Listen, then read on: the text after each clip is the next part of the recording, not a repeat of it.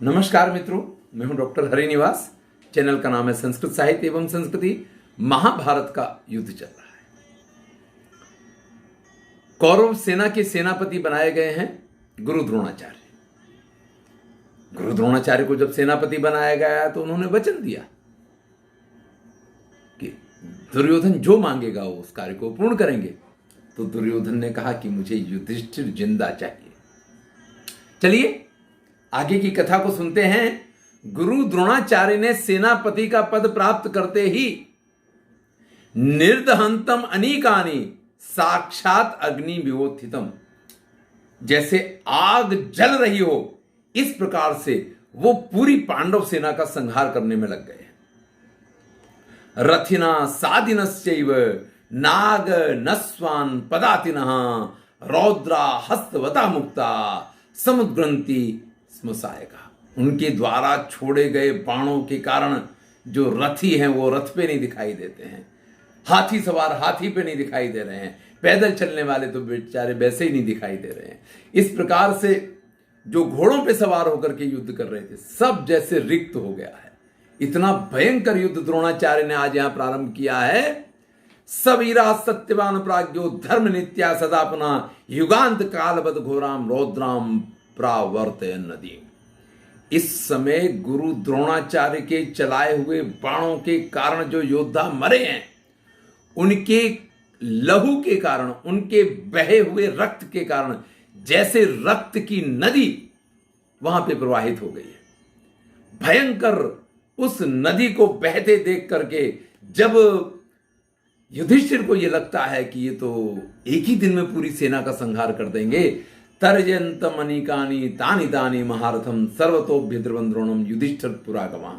तो अपने सारे योद्धाओं को साथ में लेकर के स्वयं महाराज युधिष्ठिर द्रोणाचार्य के ऊपर आक्रमण करते हैं। और फिर तुमुल युद्ध, जिसको द्वंद्व युद्ध बोलते, तुमुल युद्ध नहीं लेकिन फिर द्वंद्व युद्ध प्रारंभ होता है। शकुनी सहदेवम, शकुनी का सहदेव के साथ युद्ध हो रहा है। शकुनी ने सहदेव को बाणों से बींध दिया है। सहदेव भी कहां पर पीछे रहने वाले थे, उन्होंने उनके ध्वज को काट दिया, सारथी को मार दिया, घोड़ों को मार दिया। तब सुबल पुत्र शकुनी हाथ में गदा लेकर के एकदम से रथ के ऊपर से कूद पड़ते हैं और उस गदा के प्रहार से उन्होंने सहदेव के रथ के घोड़ों को और सारथी को सबको तुरंत मार दिया। दोनों के पास अब रथ नहीं है, दोनों एक दूसरे के साथ भयंकर युद्ध करने लग जाते हैं। नहीं रथ है तो रथ से उतर के सहदेव के हाथ में भी गदा आ गई है, युद्ध शुरू हो गया है। इसी प्रकार से भीमसेन ने विवंशति को 20 बाण मारे। विविंशति को भीमसेन ने 20 बाण मारे, लेकिन विविंशति अपनी जगह से हिलता नहीं है। देखिए, जब एक लक्ष्य हमारे पास आ जाता है ना तो युद्ध करने का अलग मजा होता है। आज कौरव पक्ष के योद्धा इस लक्ष्य के साथ कि किसी तरीके से युधिष्ठिर को बंदी बनाना है, इस लक्ष्य के साथ, और गुरु द्रोणाचार्य ने अपना पराक्रम दिखाया है। तो इस समय विविंशति भीम के 20 बाणों को सहन करके खड़ा रहता है। विविंशति इसी प्रकार से भीम के ऊपर आक्रमण करते हैं। तब भीम तो उस आक्रमण को कहां सहन करने वाले हैं। उन्होंने गदा लिया और विविंशति के सारथी, घोड़े और रथ सब तोड़ फोड़ के एक तरफ बराबर कर दिया है। शल्य का युद्ध नकुल के साथ चल रहा है। अब शल्य नकुल के सगे मामा हैं, वो जैसे उनके साथ खेल कर रहे हो इस प्रकार से हंसते हुए दोनों के बीच में युद्ध चल रहा है। लेकिन नकुल को संभवतः शल्य के ऊपर एक विशिष्ट क्रोध है और नकुल उनके सारथी को मार देते हैं, घोड़ों को मार देते हैं, रथ को तोड़ देते हैं, ध्वज काट देते हैं और फिर जोरदार शंखनाद करते हैं कि उनका अपने मामा के ऊपर विजय हुआ है। धृष्टकेतु और कृपाचार्य के बीच में युद्ध चल रहा है, सात्यकी और कृतवर्मा के बीच युद्ध चल रहा है। अब देखिए, ये दोनों ये द्वारिकावासी हैं। तो यहां पे भी लिखते हैं विद्वा विव्याद संतप्त्या पुनरअन्य स्मयन्निव, जैसे हंस के युद्ध कर रहे हो। दोनों के बीच में युद्ध हो रहा है, प्राण घातक हमले भी हो रहे हैं, लेकिन कहीं भी इस युद्ध में वो बात नहीं आती है जब तक शत्रुता नहीं होती है। देखिए, जब भी दो शत्रु योद्धाओं के बीच में युद्ध होता है तो वो युद्ध एक अलग युद्ध होता है, और जब दो मित्र योद्धाओं के बीच में युद्ध होता है तो वो एक अलग युद्ध होता है। यही शल्य और नकुल में देखने को मिला, और वही बात यहां सात्यकी और कृतवर्मा के बीच में देखी जाती है। सेनापति जो धृष्टद्युम्न है उनका सुशर्मा के साथ युद्ध चल रहा है, वैकर्तन और विराट का युद्ध चल रहा है, कर्ण जो आज ही युद्ध में आए हैं वो पूरी सेना का संहार करने में लगे हैं, द्रुपद का युद्ध भगदत्त के साथ चल रहा है, के चेकितान और अनुबिंद का युद्ध चल रहा है, लक्ष्मण जो दुर्योधन का पुत्र है वो छत्रदेव के साथ युद्ध कर रहा है, सौम्यदत्ती यानी भूरिश्रवा का युद्ध शिखंडी के साथ चल रहा है, हिडिंबा का पुत्र जो घटोत्कच है वो अलम्बुस नाम के राक्षस के साथ युद्ध कर रहा है। चारों तरफ भयंकर युद्ध चल रहा है। ऐसे में एक योद्धा के युद्ध का वर्णन करते हुए महर्षि वेदव्यास लिखते हैं कि जो पौरव है उनके साथ सुभद्रा पुत्र अभिमन्यु का युद्ध शुरू हो गया है। ये अर्जुन पुत्र और श्री कृष्ण के भांजे हैं, इनसे ये आक्रमण बर्दाश्त नहीं होता है। ये तुरंत ही उसका जवाब देते हैं और फिर अपने धनुष पे एक ऐसा बाण चढ़ाया है जो पौरव का अंत कर दे। कृतवर्मा ने जैसे ही ये देखा, देखिए कृतवर्मा तो अभिमन्यु की नस नस से वाकिफ हैं, क्योंकि बहुत सारी विद्याएं द्वारका में इन्होंने कृतवर्मा के पास से भी सीखी हैं। तलवार तो इन्होंने कृतवर्मा के पास से ही चलाना सीखा है। तो कृतवर्मा ने जैसे ही देखा कि अभिमन्यु के इस बाण से इन पौरव राज का अंत होने वाला है, वैसे ही उनके धनुष और बाण दोनों को कृतवर्मा ने काट दिया है। इसको देख करके तो क्रोध और पराकाष्ठा पे पहुंच जाता है। हाथ में ढाल और तलवार लेकर के सुभद्रा पुत्र जो हैं वो रथ पे से नीचे कूद जाते हैं और एकदम से दौड़ते हुए, क्योंकि बाण अगर मैं चला रहा हूं तो शायद कोई बीच में काट देगा, मुझे कोई बीच में काट के दिखाए, तो हाथ में ढाल है और तलवार है और एकदम से एक ही छलांग लगा करके सीधे उस पौरव के रथ के ऊपर चढ़ जाते हैं। एक झटके में घोड़ों को और सारथी को मार के खत्म कर देते हैं।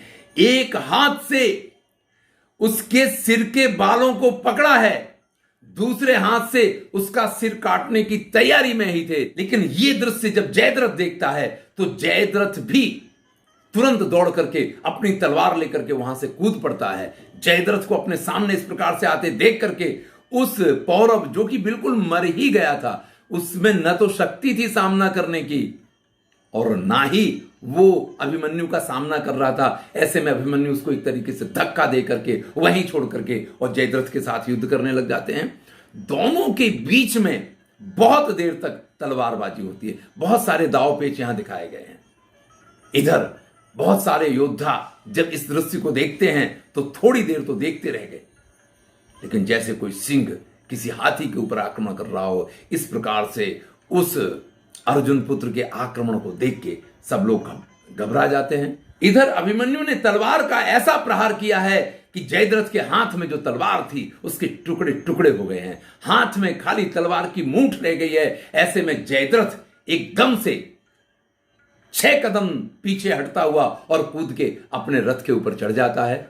इधर जयद्रथ को पराजित करके अभिमन्यु भी अपने रथ पे सवार होते हैं। लेकिन जयद्रथ को पराजित हुआ देख करके मामा शल्य जो हैं वो अर्जुन के पुत्र अभिमन्यु के ऊपर आक्रमण करते हैं। बड़ा भयानक आक्रमण किया है उन्होंने। पूरी लोहे की बनी हुई एक शक्ति अभिमन्यु के ऊपर छोड़ी है। अभिमन्यु ने अपने पराक्रम का प्रदर्शन करते हुए एक हाथ में तलवार पकड़े पकड़े और कूद करके जैसे गरुड़ हवा में उड़ते हुए किसी सर्प को पकड़ ले, इस प्रकार से उस शक्ति को अपने हाथ से पकड़ लिया है और उल्टा उसी शक्ति को वो अपनी शक्ति के साथ में मामा शल्य के रथ के ऊपर छोड़ देते हैं और वो शक्ति जाकर के उनके रथ के टुकड़े टुकड़े कर देती है। सा तस्य रथ मासाद्ये निर्मुक्त भुजगोपमा जघान सूतम शल्यस्य रथान चैनम अपादयत। मैं नहीं कह रहा हूं, महर्षि वेदव्यास ने लिखा है कि उनके सारथी को मार देती है और उनके रथ के टुकड़े टुकड़े कर देती है। जैसे ही इस प्रकार का उसका पराक्रम देखा है सभी योद्धा वहां उनकी प्रशंसा करने लग जाते हैं। शल्य को इस प्रकार के अभिमन्यु के पराक्रम की अपेक्षा नहीं थी। उनको अत्यंत क्रोध आ जाता है और क्रोध में भर करके शल्य, वो जिसके लिए जाने जाते हैं, अपनी गदा लेके साधितम प्रेक्ष यंतारम शल्या सर्वायसीम गदाम समुक्षिप्य नदन क्रुद्धा प्रचस्कंद रथोत्तमात्। उस टूटे हुए रथ के ऊपर से अपने हाथ में गदा लेकर के शल्य कूद पड़ते हैं। इधर शल्य को गदा लेकर के कूदे हुए देख करके अभिमन्यु भी गदा लेकर के और अपने रथ से नीचे कूद के आ जाते हैं। लेकिन तभी भीमसेन बीच में आकर के सुभद्रा पुत्र अभिमन्यु को रोक देते हैं और फिर भीमसेन और शल्य के बीच में गदा युद्ध शुरू होता है। देखिए, मैंने पहले भी कहा और इस बात को दुर्योधन ने भी कहा था कि इस पृथ्वी पे भीम का सामना कर सकें ऐसे योद्धाओं में या तो कीचक था जिसको भीम ने मारा, या शल्य है, या दुर्योधन है, और कोई इनकी गदा के प्रहार को नहीं सहन कर सकता है। तो ये इतने शक्तिशाली योद्धा हैं और ऐसे में अभिमन्यु गदा लेकर के अगर इनके साथ युद्ध करने लग जाता तो बड़ी समस्या वाली बात थी। लेकिन तभी भीम वहां आ गए हैं और फिर दोनों के बीच में जो गदा युद्ध शुरू हुआ है, एक दूसरे के ऊपर बार पर बार और प्रहार पर प्रहार, जैसा जयद्रथ और अभिमन्यु के बीच में तलवार का युद्ध हुआ था, ऐसा ही भयंकर गदा युद्ध शुरू हुआ है। मद्रराज जब भीम के ऊपर गदा का प्रहार करते हैं, ना कंपत तदा भीमो भिद्यमान हिमाचला, जैसे कोई पर्वत खड़ा हो उसके ऊपर कोई असर नहीं होती है, इसी प्रकार से वो अपनी जगह से हिलते नहीं है। लेकिन मद्र नरेश शल्य जो हैं वो थक जाते हैं, थोड़े इनकी अपेक्षा उम्र भी उनकी ज्यादा है, और भीम को जो वरदान है कि कितना भी युद्ध करें उनको श्वास नहीं चढ़ेगी, वो वरदान मामा शल्य के पास तो नहीं है। दृष्ट्वा चैनम महाराजम गद्याभिर निपीड़ितम विचेष्टंतम यथा नागम मूर्छम अरिप्लुतम। कृतवर्मा ने जब इस स्थिति में उनको देखा है तो वहां अपना रथ लेकर के पहुंच जाते हैं। बिल्कुल बेहोश होने की स्थिति में आ गए हैं शल्य, लेकिन फिर भी गदा लेकर के युद्ध किए जा रहे हैं। अब जब कोई होश में युद्ध करता तो उसके प्रहार सामने वाले के ऊपर योग्य रूप से पड़ते हैं, और जब बेहोश स्थिति में कोई अपनी गदा चला रहा हो तो उसकी स्थिति अलग है। ऐसे में कृतवर्मा उनको अपने रथ पे बिठा करके वहां से लेकर के निकल जाते हैं। अर्जुन के पुत्र अभिमन्यु का पराक्रम तो आपने देखा।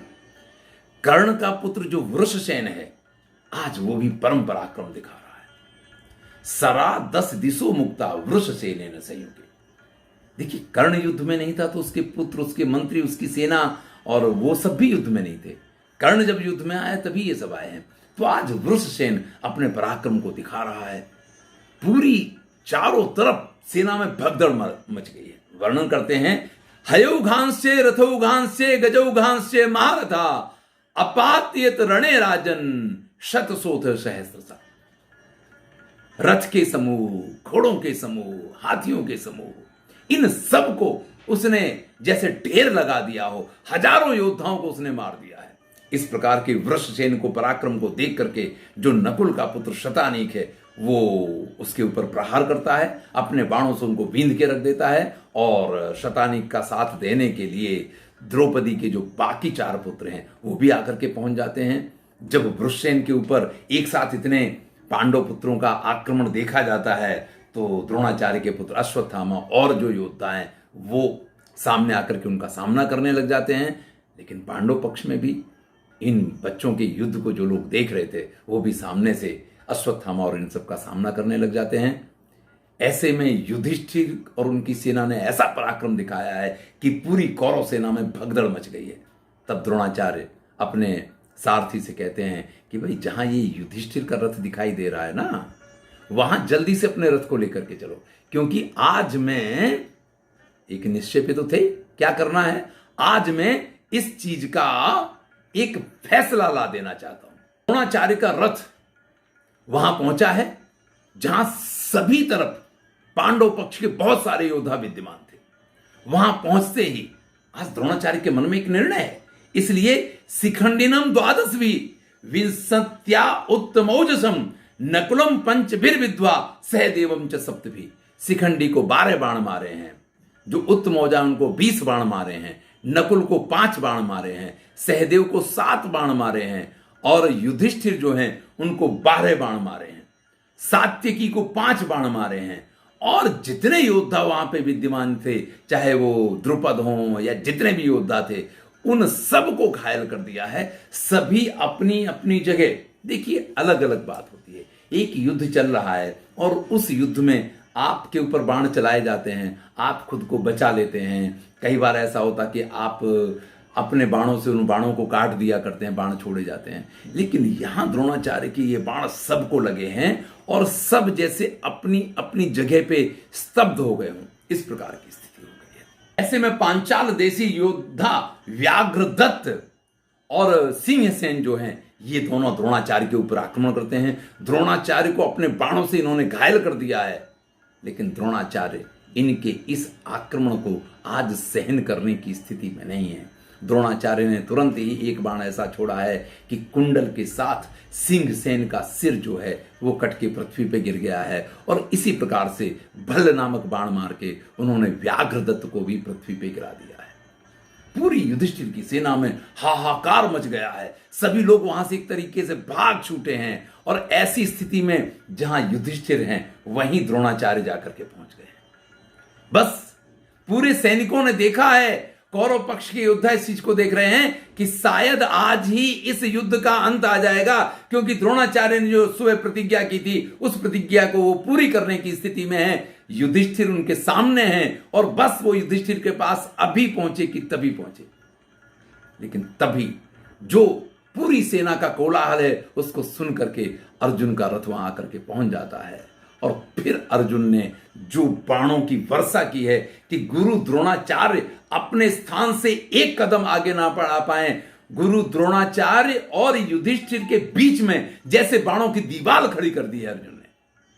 चारों तरफ वातावरण ऐसा हो गया अर्जुन के बाणों से कि ना दृश्यत तदा राजन तत्र किंचन संयुगे। उस समय कहीं भी किसी भी तरफ नजर दौड़ाओ, सिर्फ और सिर्फ बाण ही दिखाई दे रहे हैं, इसके अलावा और कुछ नहीं दिखाई देता है। बाणांधकारे महती कृते गांडीव धन्वना। गांडीव धन्वा ने चारों तरफ बाणों से अंधकार कर दिया है, इतने बाण छोड़े हैं। और फिर तो स्थिति ऐसी होती है कि अर्जुन का ही पराक्रम वहां दिखाई दे रहा है। ऐसे में संध्या का समय हो गया है। कुछ बाणों ने संध्या की थी और कुछ सूर्य ने भी अस्ताचल की ओर जाकर के संध्या कर दी है। ततो वहारम चक्रुस्ते द्रोण दुर्योधन आ गया। तब द्रोणाचार्य दुर्योधन वगैरह आज का युद्ध पूर्ण हुआ, इसके लिए अवहार करते हैं, घोषणा करते हैं, शंखनाद करते हैं और 11वें दिन का युद्ध इस प्रकार से पूर्ण हुआ है। यहां अर्जुन के पराक्रम के आगे सब कुछ अटक गया है। युद्ध तो पूर्ण हो गया। सायंकाल जब द्रोणाचार्य के सामने दुर्योधन आता है तो द्रोणाचार्य खुद को ऐसा महसूस करते हैं कि जैसे वो बिल्कुल उस स्थिति में थे और हाथ में आए हुए शिकार को उनके हाथ में से निकाल लिया गया हो। वो थोड़े लज्जित भी हैं। ऐसे में वो दुर्योधन से कहते हैं, देखो मैंने पहले ही कहा था कि अर्जुन है तब तक युधिष्ठिर को पकड़ना बिल्कुल ही असंभव है। तो अगर तुम कुछ ऐसा कर सकते हो कि जिसके कारण अर्जुन इस रणभूमि से दूर हो जाए, तो ऐसा अगर 2 मुहूर्त के लिए भी हो जाए तो तुम ये मान लो कि युधिष्ठिर को उनके सभी साथियों के साथ मैं बंदी बना करके तुम्हारे सम्मुख प्रस्तुत कर सकता हूं। ऐसे में दुर्योधन ने यह काम सुशर्मा को सौंपा है। चलिए आगे की कथा अगले वीडियो में सुनेंगे। मैं हूं डॉक्टर हरिनिवास। अगर वीडियो आपको अच्छा लगे तो आनंद लीजिए, मित्रों के साथ शेयर कीजिए।